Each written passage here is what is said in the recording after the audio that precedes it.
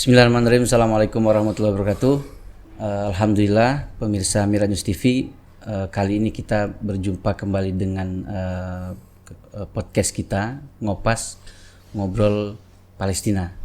Nah, kali ini adalah kesempatan yang sangat luar biasa karena kita kedatangan tamu Pak Aad Surya Safat. Assalamualaikum warahmatullahi wabarakatuh. Waalaikumsalam warahmatullahi wabarakatuh. Sehat-sehat Pak ya. Alhamdulillah. Masa mudah-mudahan Allah berikan terus kesehatan pada Bapak sehingga banyak hal yang bisa dilakukan untuk umat, insya Allah Pak. Pak Aad Surya Safat ini merupakan pemimpin redaksi kantor berita Antara di 2016-2017. Kemudian beliau juga salah satu pendiri kantor berita Mina, kantor berita Islam Mina, dan seingat kami dari Bapak lah muncul nama Mi'raj itu Pak ya. Alhamdulillah, semoga sesuai harapan kantor berita ini seperti Mi'rajnya Rasulullah, cepat melesat naik sehingga bisa banyak manfaatnya untuk umat. Selain itu beliau juga pernah menjadi kepala biro Antara di New York Pak ya. Biro Antara 93, Masya Allah 5 tahun di New York, alhamdulillah. Dan tentu banyak pengalaman beliau selama ini, dan kita akan berbicara dengan beliau nanti, ngobrol-ngobrol banyak dengan beliau kaitannya dengan keilmuan jurnalistik, karena beliau ini adalah guru kami, suhu kami yang mengajarkan kepada kami saat itu di awal-awal pembentukan kantor berita Islam Mina. Di drill selama sekian bulan untuk bagaimana caranya bisa menulis, bagaimana caranya bisa wawancara, bagaimana cara menulis berita yang baik dan benar gitu, walaupun harus beberapa kali dikoreksi terus ya berita-beritanya Pak. Alhamdulillah saya secara pribadi merasakan betul manfaatnya diajarkan oleh Pak Aad, dan itu yang selalu saya sebut-sebut ketika di biro ini sering kita ngadakan pelatihan-pelatihan jurnalistik Pak. Tingkat sekolah, tingkat pemuda gitu, mahasiswa dan lain sebagainya, termasuk juga pernah kita adakan tingkat untuk pelatihan menulis untuk asatid, untuk ustadz-ustadz juga pernah kita adakan pelatihan. Saya selalu bilang saya sangat bersyukur berada di Mina, dilatih jurnalistik oleh wartawan-wartawan senior dari Antara, termasuk ke Pak Aad di dalamnya gitu. Jadi alhamdulillah, semoga ini jadi amal jariah yang terus mengalir buat Bapak ya, dan insya Allah kami tentu masih tetap mengharapkan keilmuan yang Bapak berikan kepada kami bisa terus bertambah Pak, bisa terus mengalir insya Allah. Baik, bicara tentang Al-Aqsa dan Palestina, sampai saat ini Al-Aqsa belum juga bebas dari cengkraman Yahudi, dan Palestina belum juga merdeka, padahal kita termasuk negara yang mendukung kemerdekaan Palestina, tapi kita juga perlu banyak hal yang sudah memang kita lakukan sebagai bangsa, sebagai masyarakat Indonesia gitu ya, untuk kemerdekaan Palestina. Nah, yang akan khusus kita bicarakan adalah apa sih sebenarnya peran jurnalis, apa sih sebenarnya peran penulis untuk kemerdekaan Palestina, untuk terbebasnya Masjidil Aqsa. Apakah kesempatan untuk membebaskan Al-Aqsa dan membantu kemerdekaan Palestina hanya kesempatan saudara-saudara kita di Palestina saja? Nah, itu, atau memang kita juga punya kesempatan sebagai jurnalis gitu Pak? Nah, mungkin yang ingin kami tanyakan pertama, sebenarnya apa yang terjadi di Palestina itu Pak? Baik, terima kasih. Satu kesempatan yang baik berada di sini ya, kita bicara tentang Palestina dan bagaimana masa depannya gitu ya. Kalau kita lihat dari sejarah memang kita prihatin ya. Jadi Palestina adalah satu-satunya waktu itu menjadi peninjau di konferensi Asia Afrika tahun 55 ya. Dan setelah itu kan kemudian banyak negara merdeka. Cuma satu justru Palestina yang belum gitu. Sampai hari ini, sampai detik ini. Khusus kepada Indonesia itu Mufti Besar Palestina ya, Imam Hussaini, itu justru satu tahun sebelum kemerdekaan Indonesia beliau sudah menyuarakan pentingnya mendukung perjuangan kemerdekaan Indonesia. Kemudian tahun 46 setelah Indonesia merdeka, satu tahun kemudian itu beliau menyatakan pengakuan kemerdekaan Indonesia. Justru negara pertama, pihak pertama di Timur Tengah ya, belum negara waktu itu, pihak pertama di Timur Tengah yang mengakui kemerdekaan Indonesia, yang sebelumnya mendukung kemerdekaan Indonesia, itu adalah Mufti Besar Palestina. Waktu itu beliau berada di persembunyiannya di Jerman. Jadi dari radio di sana yang berbahasa Arab menyampaikan dukungan kemerdekaan bagi Palestina.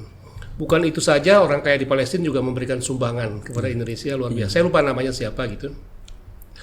Setelah itu baru kemudian Mesir ya dan negara-negara Timur Tengah lainnya. Tapi intinya justru Palestina. Nah sampai sekarang ternyata Palestina itu belum juga merdeka karena banyak faktor. Saya pernah bertugas di New York selama 5 tahun.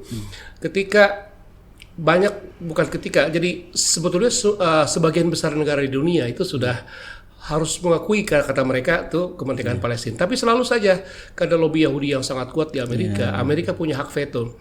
Dan hak veto inilah sumber ketidakadilan dunia.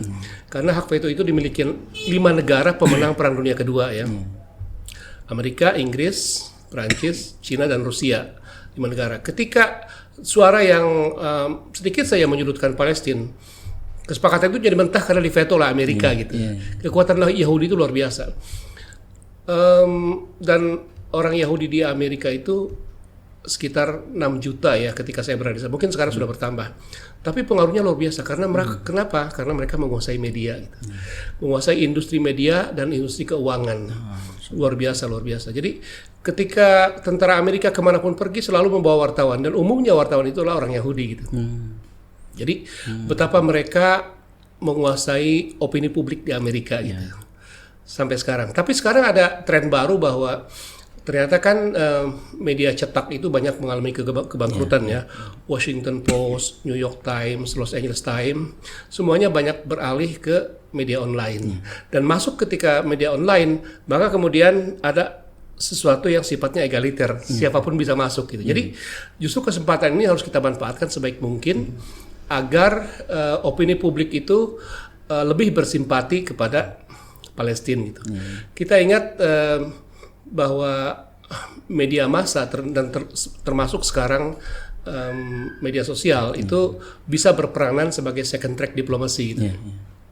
Kalau first track diplomasi kan antar pemerintah, second track diplomasi itu bisa menjembatani antar pemerintah, bisa people to people, business to business, atau people to government gitu. Nah, mari kita manfaatkan sebaik mungkin gitu. Kita optimalkan peran media sosial ini di samping media-media lain, media mainstream di Indonesia termasuk Republika, Antara, kemudian Mi'raj Islamic News Agency. Kita manfaatkan seoptimal mungkin karena sekarang kita tidak kalah oleh media manapun, sama derajatnya sekarang. Media besar di Amerika diviralkan, kita juga bisa memviralkan berita apapun gitu. Jadi kita manfaatkan yang pertama, yang kedua medsosnya juga kita perkuat ya. Yang ketiga juga networking gitu. Ini yang sangat penting. Harusnya tuh selalu hadir di tengah kita itu jurnalis Muslim ya, kemudian membentuk komunitas dan di situ saling bertukar informasi, saling mendukung. Sebetulnya sudah ada tahun 2016 itu justru dipelopori oleh Aqsa Working Group ya dengan Mina berkumpul di Jakarta 2016 dan kita mempublish mendeklarasikan himpunan jurnalis Muslim dunia ya. Dan waktu itu komitmennya adalah saling bertukar informasi tentang Palestina, kemudian saling kunjung wartawan, tapi itu tidak terlaksana gitu. Ini kelemahan kita. Betapa persatuan itu sangat penting karena disitulah seharusnya menjadi kekuatan kita, termasuk sekarang di era media, di era digital ini gitu. Mari kita manfaatkan secara optimal dan saya yakin cepat atau lambat opini publik pasti berpihak kepada kebenaran gitu kan, kepada orang Palestina yang terjajah gitu. Dan itu tanda-tandanya sudah ada karena sekarang banyak demo-demo di Amerika, kemudian di Eropa, termasuk Australia. Demo-demonya justru dari orang kulit putih yang mendukung Palestina gitu. Dan kenapa itu terjadi? Karena pengaruh media sosial. Jadi medsos itu berpengaruh besar untuk mengubah opini publik supaya mereka lebih bersimpati kepada Palestina gitu. Kalau kita lihat sejarah misalnya perang Amerika di Vietnam, Amerika sampai menarik pasukan di Vietnam. Kenapa? Karena di situ oleh media ya, pada saat itu belum ada medsos, oleh media itu diberitakan betapa penderitaan orang-orang tua Amerika, anaknya dikirim sebagai tentara ke Vietnam, kemudian banyak menjadi korban gitu kan. Disentuhlah oleh wartawan bagaimana penderitaan orang-orang tua, penderitaan si tentara Amerika sendiri, anak-anak muda yang kemudian menjadi cacat, meninggal di sana gitu kan. Disentuh itu akhirnya kemudian Amerika narik pasukan. Saya yakin ketika Amerika meninggalkan Afghanistan itu juga karena pengaruh media, termasuk media sosial sekarang ini. Gitu. Cuma pemanfaatan media ini harus hati-hati gitu kan. Karena sekali kita menulis di media sosial maka itu menjadi milik dunia gitu. Maka hati-hati, jangan sampai menyurutkan sesama kita ya, sesama pejuang-pejuang untuk kebenaran, kemudian jangan menyinggung perasaan, kemudian tadi itu saya jelaskan jangan mengkambing hitamkan, jangan bunuh domba, jangan berita hoax gitu kan, dan last but not least jangan menulis ketika kita sedang emosi gitu. Nah, misalnya kita memang emosi melihat perkembangan di Palestina, tapi caranya jangan diaktualisasikan secara itu, tapi bikin satu status, bikin satu gambaran narasi yang bagus sehingga kemudian orang menjadi bersimpati gitu. Itu intinya. Betul. Ya. Alhamdulillah. Tapi begini Pak, di kita sendiri kan tadi Bapak sampaikan bahwa sebagian besar media itu dikuasai oleh mereka, oleh orang Yahudi gitu ya. Nah, mungkinkah kita sebagai media Islam nih utamanya bisa melawan kekuatan atau hegemoni mereka, media Yahudi yang memang sebagian besar di dunia ini mereka yang kuasai. Dulu kami sebelum ada media-media, sebelum ada Mina dan lain sebagainya, membaca berita tentang Palestina itu kan negatif Pak, karena kita mungkin dulu banyak ngutip dari media-media Barat kan gitu. Sampai sekarang ini alhamdulillah sudah mulai bermunculan media. Apakah mungkin Pak itu bisa menandingi media-media mereka Pak? Sangat mungkin, karena era sekarang kan saya katakan tadi itu era digital dan banyak media mainstream yang bangkrut ya dan beralih ke media online. Jadi sebetulnya sekarang masa yang sesungguhnya egaliter gitu. Jadi kita tidak kalah oleh New York Times atau apa, karena berita yang sama bisa diviralkan ke berbagai komunitas manapun gitu. Justru saya bilang tadi, mari kita manfaatkan ini secara optimal, karena sekarang tidak ada lagi hegemoni orang Yahudi di media, itu sudah mulai turun sekarang. Sudah mulai turun sekarang. Jadi justru di Amerika sendiri sekarang muncul komunitas-komunitas yang bukan orang Islam tapi dia membela perjuangan Palestina. Karena ini persoalan kemanusiaan gitu, menurut mereka ya. Jadi menurut saya masa depannya justru bagus dengan media sosial ini. Dan saya yakin cepat atau lambat ya itu akan sangat berpengaruh terhadap perkembangan di Palestina, dan orang akan bersimpati kepada Palestina sepanjang kita memberitakan yang benar gitu. Jangan sampai misalnya satu fakta kejadian tahun berapa dipublish seolah itu benar, mungkin kejadiannya benar tapi itu sudah basi gitu. Jadi harusnya yang aktual. Jadi intinya bahwa ketika kita main di media sosial untuk perjuangan Palestina, gambarkan sesuatu masa depan yang punya harapan, kemudian masa depan yang tidak suram, tumbuhkan optimisme gitu. Kemudian juga sampaikan bahwa isu kemanusiaan ini bukan semata-mata miliknya orang Islam, tapi semua agama, semua masyarakat dunia, masyarakat internasional concern terhadap masalah ini gitu. Betul. Iya. Tadi Pak Aad sebut bahwa Bapak punya pengalaman selama 5 tahun di New York menjadi kepala biro antara di sana Pak. Nah, tentu berinteraksi dengan orang-orang Yahudi di sana.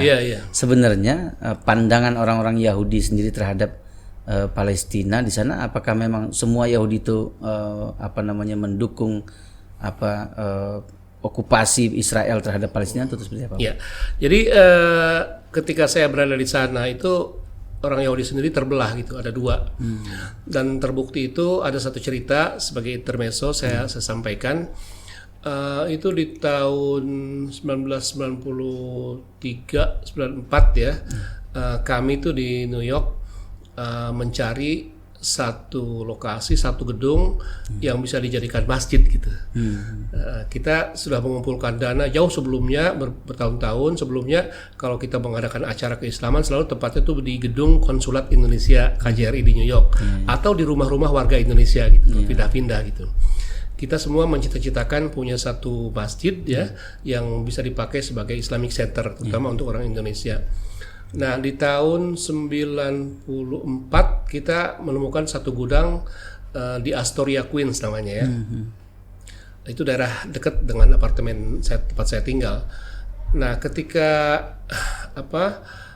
ditawar kepada pemiliknya seorang Yahudi, itu sama sekali tidak bisa memberikan diskon gitu, kan harganya mahal. Saya lupa harganya berapa gitu. Tapi itu ratusan ribu dolar ya.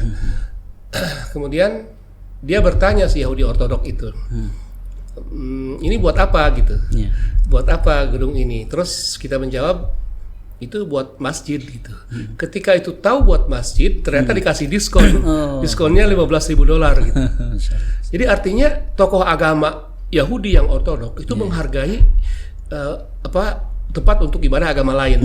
Jadi saya berkesimpulan, nampaknya kalau diadakan pendekatan antar pemuka agama, barangkali itu satu cara berkomunikasi di mana bisa meredakan ketegangan dan akhirnya bisa diharapkan bisa ada pemecahan persoalan Palestina gitu.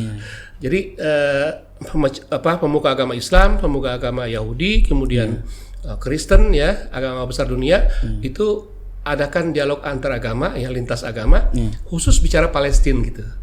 Dari situ kemudian media massa mempublish hasilnya seperti apa dan sentuhlah kemanusiaannya. Saya yakin pasti ada pengaruhnya gitu. Karena biasanya dimanapun termasuk di Indonesia kan pemerintah mendengarkan tokoh agama kan. Saya yakin pemerintah negara Israel juga yang tadinya terbelah itu yang mereka tuh bahwa merasakan memang ada ketidakadilan bagi orang Palestina. Itu dirasakan oleh sebagian besar orang Israel. Dan itu kita manfaatkan, dioptimalkanlah sisi itunya gitu. Kita antar pemeluk agama berdialog dan insya Allah saya kira ada titik cerah ya ke depan. Satu lewat diskusi antar pemeluk agama, yang kedua memanfaatkan media sosial gitu. Ini dua hal ini sangat strategis dan sangat penting ke depan.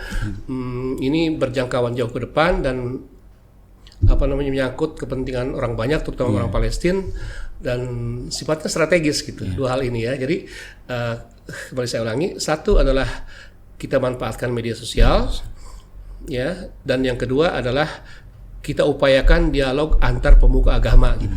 Yahudi Kristen, terutama antara Yahudi dan Islam, agama Kristen. Karena bicara Palestina itu bicara tiga agama gitu. Ada Yahudi, ada Islam, ada Kristen. Sebenarnya dari hati ke hati bicara agama, saya yakin semua agama kan tidak ingin menghendaki ada kekerasan, apalagi pembunuhan gitu kan. Jadi sisi itu yang kita optimalkan. Saya yakin kalau itu bisa dioptimalkan akan ada semacam way out lah, titik cerah gitu. Baik, di media-media yang ada di Palestina sendiri kan mereka juga mempunyai keterbatasan karena yang betul-betul merdeka itu kan yang artinya berkuasa penuh itu kan yang ada, mereka yang ada di Gaza Pak ya. Nah di tepi barat sendiri kami pernah komunikasi dengan salah seorang wartawan di tepi barat melalui media sosial. Itu saya komunikasi, saya sampaikan bahwa alhamdulillah kami bersyukur masih ada saudara-saudara di sana yang memberitakan apa yang terjadi di Palestina. Dan saya sebut mujahid tuh Pak. Tapi dia marah Pak. Marah saya sebut mujahid. Kenapa? Kamu jangan sebut saya mujahid katanya gitu. Karena mungkin situasi dia di tepi barat kan Pak ya. Itu akan membahayakan saya kalau kamu sebut saya mujahid kata dia gitu. Padahal yang kita maksud adalah bahwa apa yang dia lakukan itu kan untuk membantu memberitakan ke seluruh dunia apa yang sedang terjadi. Dia kalau tidak salah salah satu koresponden media Prancis, AFP ya.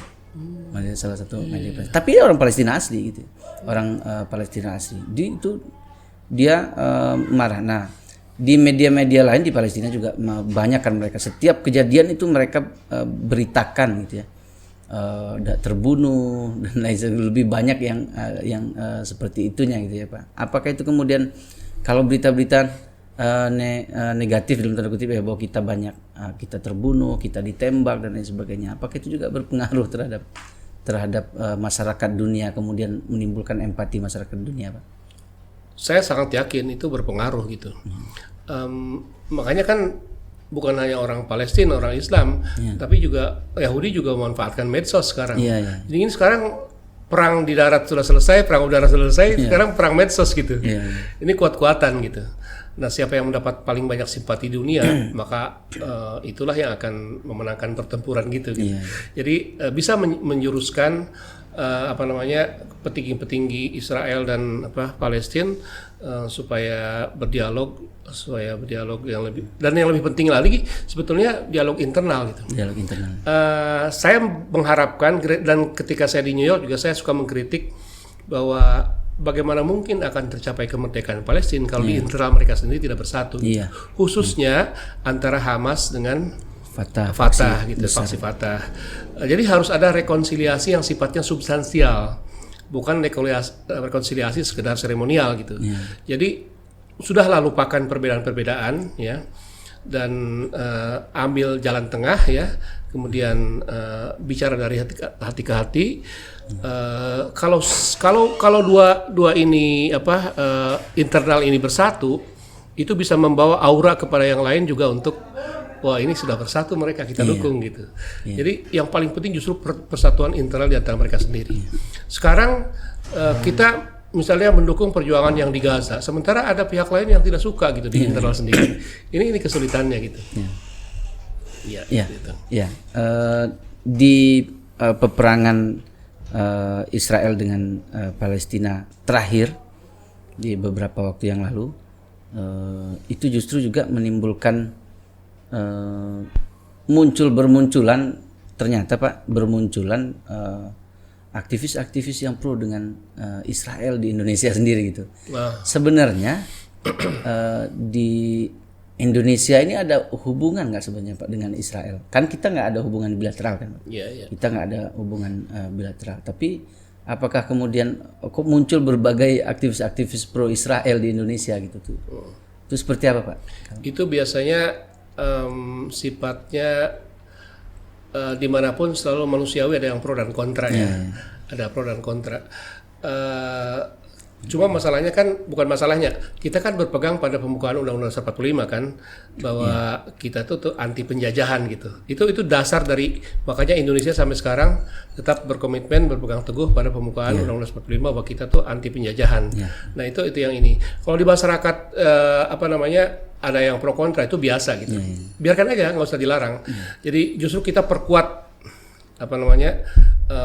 fakta yang sebenarnya yang terjadi di Palestina gitu kan. Misalnya yang paling penting itu menyentuh tentang bagaimana anak-anak dan perempuan. Itu dalam 2 dasawarsa terakhir itu ada sekitar 2.000 anak Palestina yang terbunuh gitu.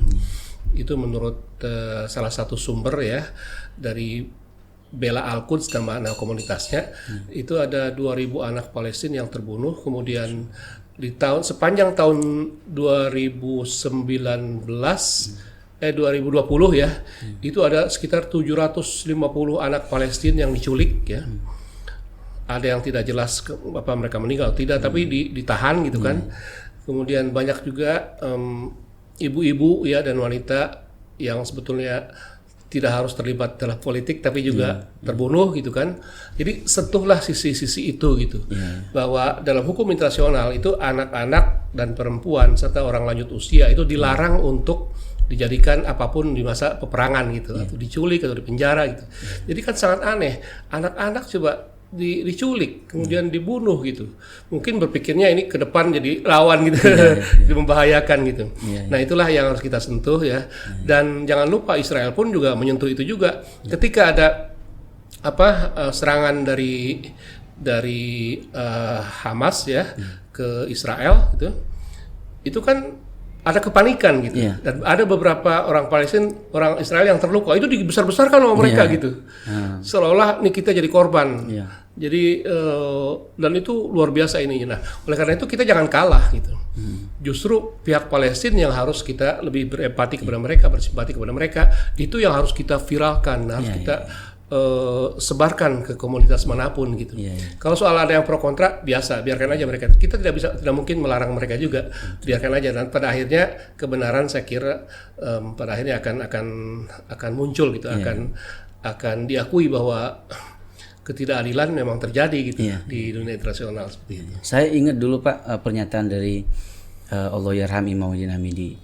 ketika membriefing kami sebagai wartawan, waktu itu kami juga masih di Cilengsikan di Bogor. Dia bilang sekalipun ada jarum jatuh di Palestina itu beritakan, kata Imam itu. Karena menurut Imam saat itu, dan saya juga belum terlalu paham tentang media ini benar ngaruh nggak sih gitu, kira-kira gitu ya Pak ya. Benar ngaruh nggak sih tadi Bapak bilang sebagai second track diplomasi itu diminta oleh Imam untuk diberitakan apapun yang terjadi di sana. Terakhir 3 hari yang lalu kalau tidak salah, Anhar Al-Dik ya, salah satu aktivis perempuan Palestina yang ditangkap saat dia hamil 5 bulan kan kemarin bebas 3 hari yang lalu, dibebaskan oleh Israel. Dan ini mungkin termasuk peran dari media juga Pak ya. Saya bergabung di grup WhatsApp di beberapa media Palestina, di berbahasa Arabnya, di media bahasa Inggrisnya juga gitu, di WhatsApp kan grup, mereka siapkan grup WhatsApp itu. Masif mereka gerakan itu, jadi di media mainstreamnya, kemudian di media sosial. Rupanya memang pengaruhnya sangat besar ya Pak ya. Luar biasa. Jadi jangan lupa, ini saya bilang tadi, ini perang antar di era digital ya. Perang medsos ini luar biasa. Jadi mereka juga nggak diam. Dan militer Israel juga memanfaatkan ini dengan optimal gitu. Jadi kita jangan kalah, apalagi kita dasar kita kan sesama, terutama ya bicara apapun tentang ini, tapi bagaimanapun kan sebagian besar orang Islam, dan di situ ada Masjid Al-Aqsa kan. Betul. Dan Al-Aqsa itu yang tempat suci selain masjid yang ada di Madinah dan di Mekah ya, Al-Munawwarah. Jadi Madinah Al-Munawwarah dan di Mekah gitu. Bagaimanapun tidak lepas dari, memang ini kemanusiaan, tapi unsur agamanya kental sekali gitu. Orang-orang Islam, tempat suci orang Islam yang dalam sejarah Nabi juga tercatat, dalam Quran tercatat gitu kan. Jadi tidak bisa lepas, ini perjuangan kita bersama gitu, perjuangan umat Islam gitu. Ya, Pak, Bapak kan di keilmuan di hubungan internasional Pak.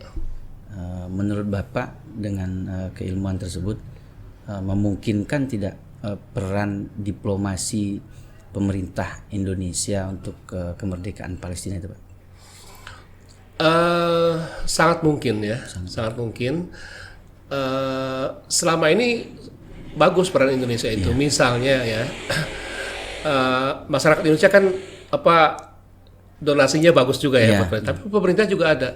Yang paling penting itu pemerintah selalu mengundang orang-orang Palestina untuk memberikan pelatihan.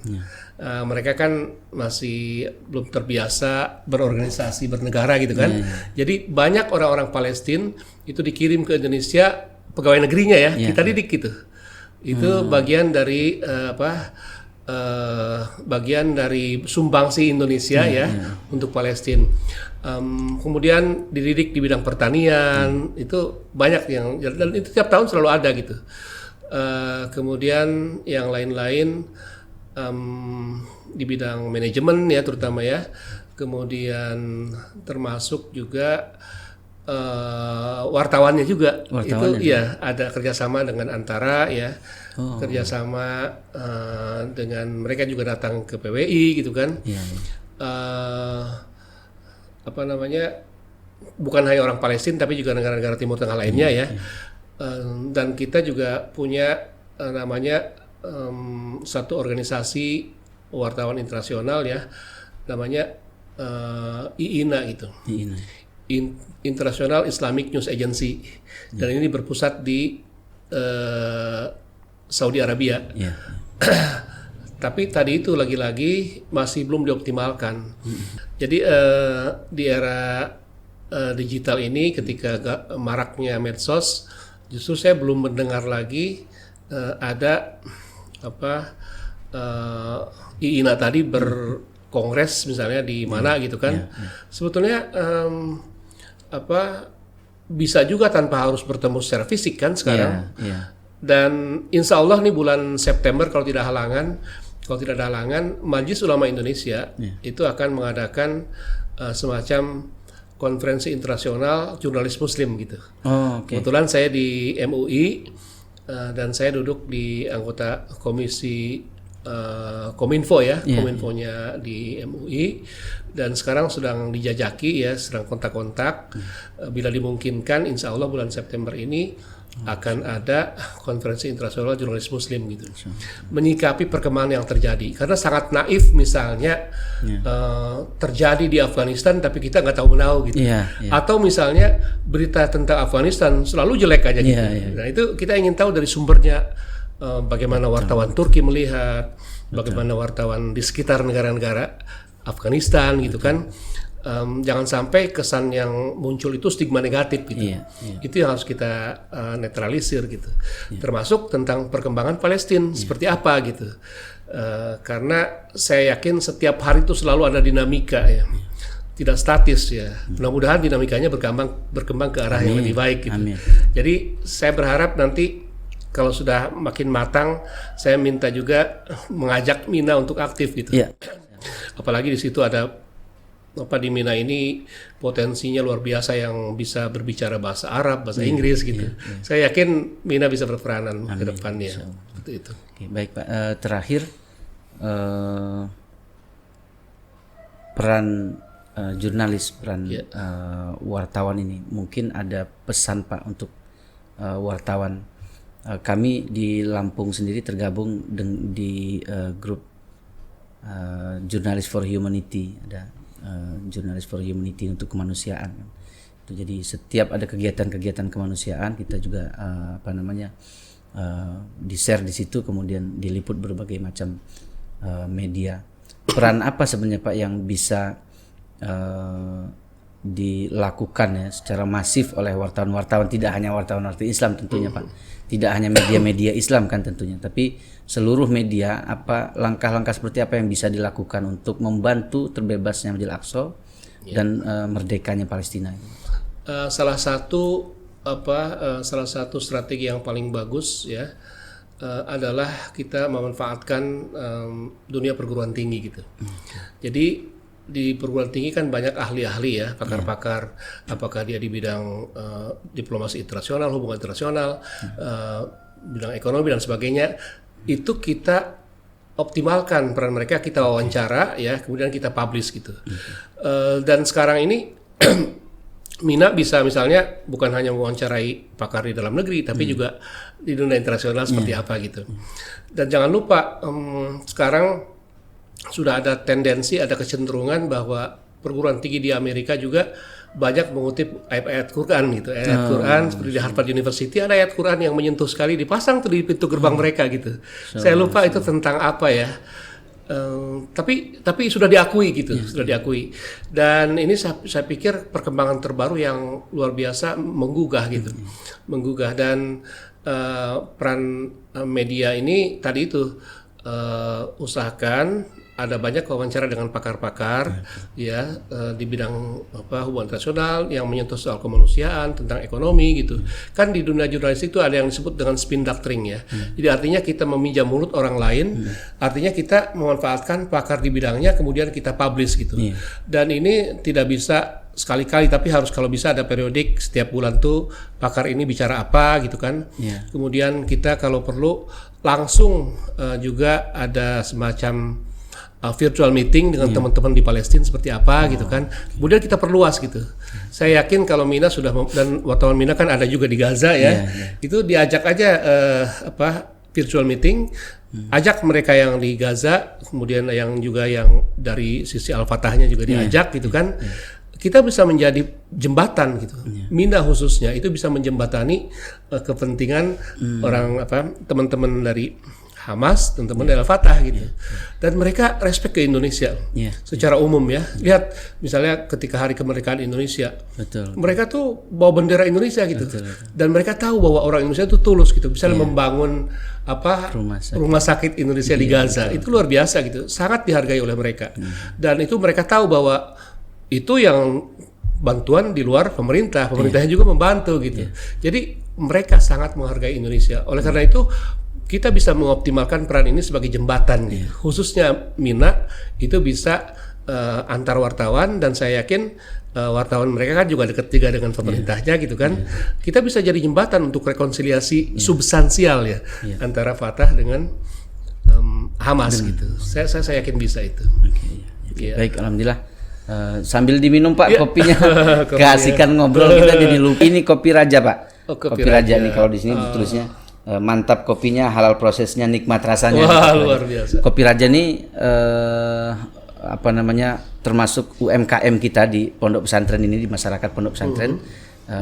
Dia buat ini kopi Raja, kopi khas Lampung, dan alhamdulillah ya ini. Dan menariknya Pak, perusahaan ini CV ini sekian persen dia sumbangkan untuk membantu kemerdekaan Al-Aqsa dan Palestina. Jadi insya Allah ini kopi Raja dari Lampung, semoga bisa bermanfaat. Amin. Kapan-kapan kita ajak orang Palestina ngopi ini. Wah, siapa insya Allah. Terima kasih banyak Pak Aad telah hadir di kesempatan kali ini. Kami sangat senang sekali ya, karena setelah dari 2012 terbentuknya Mina, kami dididik langsung oleh Bapak gitu ya, sampai sekarang ini bisa silaturahim langsung ke Lampung Pak ya, ke kantor kami di Biru Sumatera ini, di Pondok Pesantren Al-Fatah ini, sehingga mudah-mudahan ke depan ilmu yang Bapak berikan bisa terus mengalir, dan jangan segan-segan memberikan ilmunya kepada kami Pak. Saling kita ya, insya Allah sehingga bisa bermanfaat. Ada kenang-kenangan yang bisa diberikan untuk Pak Aad.